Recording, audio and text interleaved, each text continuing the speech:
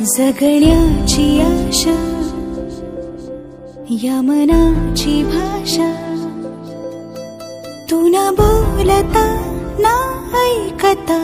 समजून घेना स्वप्नांचे रंग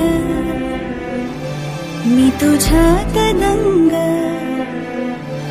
पुरे बाकी काय तुझी साथ संग असताना आकाशी चंद्र चांदण्या तोडून मी का आणल्या मनाचा पाळणा करू बांधून घे जरा झुला डोळ्यात तूच साजणी सुखाचा स्पर्श तू नवा